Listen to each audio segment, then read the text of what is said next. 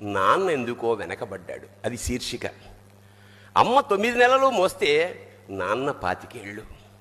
రెండూ సమానమే అయినా నాన్న ఎందుకో వెనకబడ్డాడు.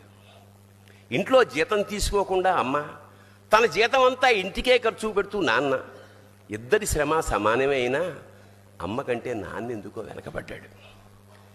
ఏది కావాలి అంటే అది వడ్డీ పెడుతూ అమ్మ, ఏది కావాలంటే అది కొని పెడుతూ నాన్న, ఇద్దరి ప్రేమ సమానమే అయినా అమ్మకొచ్చిన పేరు ముందు నాన్న ఎందుకో బాగా వెనకబడ్డాడు. ఫోన్లోనూ అమ్మ పేరే, దెబ్బ తగిలినప్పుడు అమ్మ అని పిలవడే, అవసరం వచ్చినప్పుడు తప్ప మిగతా అప్పుడు గుర్తురానందుకు నాన్న ఎప్పుడైనా బాధపడ్డా? ఏమో.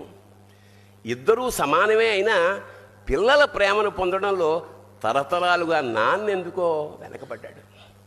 అమ్మకి మాకు బీరువా నిండా రంగురంగుల చీరలు బట్టలు, నాన్న బట్టలకు దండెం కూడా నిండదు. తనని తాను పట్టించుకోవడం రాని నాన్న